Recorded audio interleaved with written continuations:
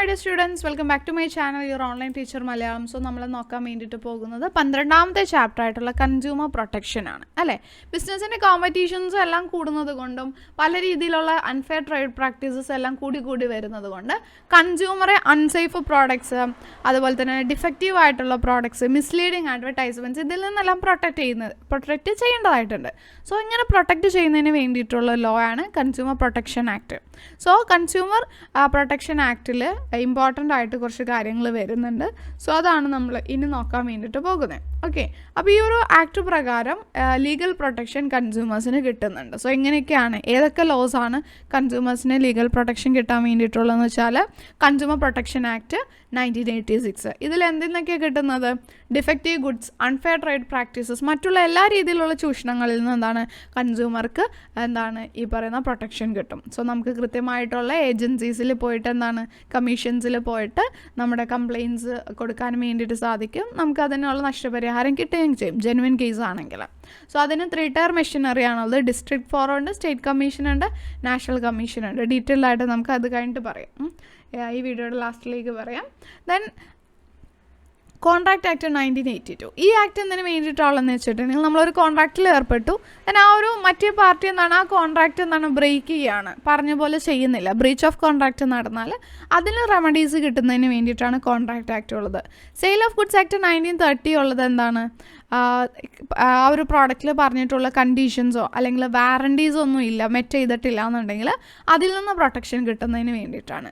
Essential commodities act 1955 എന്തിനു വേണ്ടിയിട്ടാണെന്ന് വെച്ചിട്ടുണ്ടെങ്കിൽ anti social activities, അതായത് ഹോർഡേഴ്സ്, ബ്ലാക്ക് മാർക്കറ്റേഴ്സ് ഒക്കെ ഇല്ലേ, കരിഞ്ചന്തയിൽ വിൽപ്പനയൊക്കെ നടത്താറില്ലേ, അപ്പോൾ അങ്ങനെയുള്ള കാര്യങ്ങളിൽ നിന്ന് പ്രൊട്ടക്ഷൻ കിട്ടുന്നതിന് വേണ്ടിയിട്ടാണ് ഈ ഒരു ആക്ട് ഉള്ളത്. Then legal protection to consumers അടുത്തതാണ് അഗ്രികൾച്ചറൽ പ്രൊഡ്യൂസ് ആക്ട് 1937. ഇതെന്ന് പറഞ്ഞിട്ടുണ്ടെങ്കിൽ അഗ്രികൾച്ചറൽ പ്രോഡക്ട്സിന് ഗ്രേഡിങ്ങും മാർക്കിങ്ങും ഒക്കെ കൊടുക്കുന്നതാണ്. സോ അഗ്രികൾച്ചർ പ്രോഡക്ട്സിന് കൊടുക്കുന്ന ക്വാളിറ്റി മാർക്കാണ് അഗ്മാർക്ക് എന്ന് പറയുന്നത്. Next prevention of food adulteration act 1954. ഇതെന്ന് പറഞ്ഞിട്ടുണ്ടെന്നുണ്ടെങ്കിൽ ഫുഡ് പ്രോഡക്ട്സിലെ പ്യൂരിറ്റി ഉറപ്പുവരുത്തുന്നതിന് വേണ്ടിയിട്ടും അതിൽ മായം ചേർക്കുന്നതുമായിട്ടുള്ള കാര്യങ്ങളിൽ നിന്ന് കസ്റ്റമറെ പ്രിവെൻറ്റ് ചെയ്യുന്നതിന് വേണ്ടിയിട്ടാണ്. Then standard of weights and measures act 1976. അതായത് ഒരു പ്രോഡക്റ്റിൽ ഒരു വെയിറ്റ് പറഞ്ഞിട്ടുണ്ടെങ്കിൽ അത്രയും വെയിറ്റിൽ നമുക്ക് ആ പ്രോഡക്റ്റ് കിട്ടിയിരിക്കണം. സോ അണ്ടർ വെയിറ്റ് ആയിട്ടുള്ള മാൽ പ്രാക്ടീസസിൽ നിന്നെല്ലാം തടയാൻ വേണ്ടിയിട്ട് ഉള്ളതാണ് ഈ ഒരു ആക്ട്. Trade marks act 1999. ഇതെന്ന് വെച്ചിട്ടുണ്ടെങ്കിൽ കമ്പനീസിനെ ഡ്യൂപ്ലിക്കേറ്റ് ചെയ്യാൻ പാടില്ല. ഇപ്പം നിങ്ങൾ നൈക്കിൻ്റെ തന്നെ ഡ്യൂപ്ലിക്കേറ്റ് ആയിട്ടുള്ള ഷൂസ് നോക്കുകയാണെങ്കിൽ ആ ഒരു സിമ്പിളിൽ എന്തെങ്കിലുമൊക്കെ ചെറിയൊരു ചേഞ്ച് നമുക്ക് കാണാൻ പറ്റും.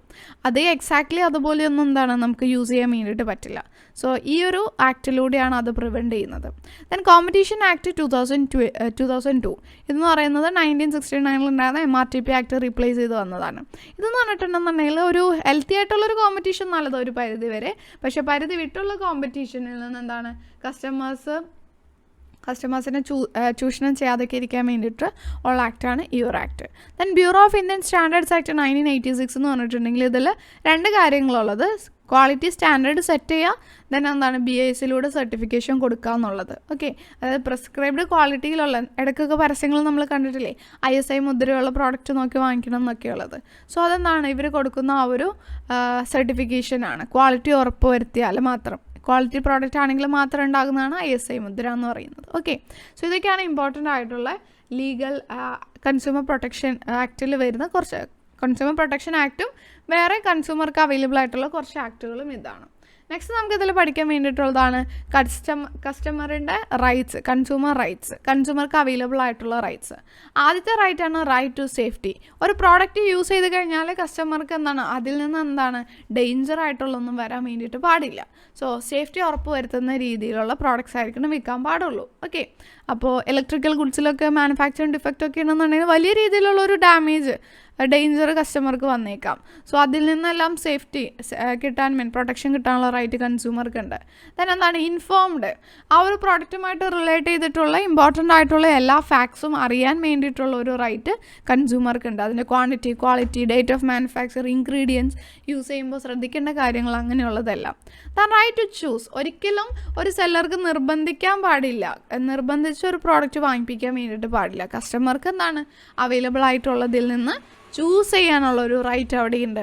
റൈറ്റ് ടു ബി ഹേർഡ്, എന്തെങ്കിലും ഒരു പ്രശ്നങ്ങളൊക്കെ ഉണ്ടെന്നുണ്ടെങ്കിൽ അതാത് കൺസ്യൂമർ ഫോറത്തിൽ പോയി നമുക്ക് കംപ്ലയിൻറ്റ് ചെയ്യാനും കൺസ്യൂമറുടെ പരാതി കേൾക്കണം എന്നുള്ളൊരു റൈറ്റും എന്താണ് കൺസ്യൂമർക്കുണ്ട്. Then right to seek redressal, എന്തെങ്കിലും പരാതികളൊക്കെ ഉണ്ട്, ചീറ്റ് ചെയ്യപ്പെട്ടു എന്നുണ്ടെങ്കിൽ എന്താണ് നഷ്ടപരിഹാരം കിട്ടാനുള്ളൊരു റൈറ്റും കൺസ്യൂമർക്കുണ്ട്. ദെൻ അതുപോലെ തന്നെ കസ്റ്റമർക്ക് എന്താണ് കൺസ്യൂമർ എഡ്യൂക്കേഷനുള്ള റൈറ്റുമുണ്ട്. അയാൾക്ക് അവൈലബിൾ ആയിട്ടുള്ള റൈറ്റ്സും റെമഡീസും ഒക്കെ എല്ലാം അറിഞ്ഞിരിക്കണമല്ലോ. സോ അതിനുള്ള റൈറ്റും കൺസ്യൂമർക്കുണ്ട്. സോ കൺസ്യൂമറുടെ റൈറ്റ്സ് ഇതെല്ലാമാണ് പഠിക്കണേ. എക്സാമിന് ചോദിച്ചിട്ടുണ്ട്, ഇനിയും ചോദിക്കാൻ കൺസ്യൂമറുടെ റൈറ്റ്സ് ഇതിൽ നിന്ന്. ഓക്കെ, ലാസ്റ്റായിട്ട് നമുക്ക് ഇതിൽ നിന്ന് പഠിക്കാൻ വേണ്ടിയിട്ടുള്ളതാണ് റീഡ്രസൽ ഏജൻസീസ്. അതായത് എങ്ങനെയൊക്കെ നമുക്ക് നഷ്ടപരിഹാരം കിട്ടും എന്നുള്ളതാണ്. അപ്പോൾ ഈ റീഡ്രസൽ ഏജൻസീസ് എന്ന് പറയുന്നത് കൺസ്യൂമർ പ്രൊട്ടക്ഷൻ ആക്ട് 1986 പ്രകാരം ഒരു 3 ടയറാണ്. ഡിസ്ട്രിക്റ്റ് ഫോറം, അതിന് മുകളിൽ സ്റ്റേറ്റ് കമ്മീഷൻ, അതിൻ്റെ മുകളിൽ നാഷണൽ കമ്മീഷനാണ് വരുന്നത്. ഡിസ്ട്രിക്റ്റ് ഫോറം എന്ന് പറയുമ്പോൾ അത് സ്റ്റേറ്റ് ഗവൺമെൻറ് എസ്റ്റാബ്ലിഷ് ചെയ്തതാണ്. എല്ലാ ജില്ലകളിലും ഉണ്ടാകും. 20 ലക്ഷം രൂപ വരെ കോമ്പൻസേഷൻ വരുന്ന രീതിയിലുള്ള കംപ്ലയിൻസ് ഇവിടെ സ്വീകരിക്കും. ദെൻ ഇവിടെ എടുത്തൊരു ഡിസിഷനിൽ നമുക്ക് എന്താണ് സാറ്റിസ്ഫൈഡ് അല്ല എന്നുണ്ടെങ്കിൽ നമുക്ക് എന്താണ് അപ്പീൽ കൊടുക്കാം സ്റ്റേറ്റ് കമ്മീഷനിലേക്ക്. അപ്പോൾ കേസ് വിത്തിൻ 30 ഡേയ്സ് മാറും. ദെൻ സ്റ്റേറ്റ് കമ്മീഷൻ എന്ന് വെച്ചാൽ അത് സ്റ്റേറ്റ് ഗവൺമെൻറ്റ്സ് ആണ് എസ്റ്റാബ്ലിഷ് ചെയ്യുന്നത്. എല്ലാ സ്റ്റേറ്റ്സിലും ഉണ്ടാകും. 1 കോടി രൂപ വരെയുള്ള കംപ്ലയിൻസ് ആണ് ഇവിടെ ഡീൽ ചെയ്യുന്നത്. ദെൻ ഇവിടെ എടുത്ത ഡിസിഷനും നമുക്ക് എന്താണ് അതിലൊരു സാറ്റിസ്ഫാക്ഷൻ ഇല്ല എന്നുണ്ടെങ്കിൽ, ശരിയായ രീതിയിലൊരു എന്താണ് കോമ്പൻസേഷൻ കിട്ടിയില്ല എന്നുണ്ടെങ്കിൽ നാഷണൽ കമ്മീഷനിലേക്ക് അപ്പീൽ പോകാം within 30 days. The national commission എന്ന് പറയുന്നത് സെൻട്രൽ ഗവൺമെൻറ് എസ്റ്റാബ്ലിഷ് ചെയ്യുന്നതാണ്. നാഷണൽ ലെവലിൽ മാത്രമേ ഉള്ളൂ. 1 കോടിയുടെ മുകളിലുള്ള കംപ്ലയിൻസ് ആണ് ഇവിടെ ഡീൽ ചെയ്യുന്നത്. ദെൻ ഇവിടെ എടുത്തൊരു ഡിസിഷനിലും നമുക്ക് എന്താണ് സാറ്റിസ്ഫൈഡ് അല്ലെങ്കിൽ സുപ്രീം കോടതിയിലേക്ക് അപ്പീൽ കൊടുക്കാൻ വേണ്ടിയിട്ട് സാധിക്കും എന്നുള്ളതാണ്. ഇത്രയാണ് നമുക്ക് ഈ ഒരു ചാപ്റ്ററിൽ നിന്ന് ഫോക്കസ് ഏരിയ പഠിക്കാനുള്ളത്. ഓക്കെ, സോ വീഡിയോസ് ഇഷ്ടപ്പെട്ടിട്ടുണ്ടെങ്കിൽ ലൈക്ക് ചെയ്യുക, ഷെയർ ചെയ്യുക, അതുപോലെ തന്നെ മറക്കാതെ ചാനൽ സബ്സ്ക്രൈബ് ചെയ്യുക. താങ്ക്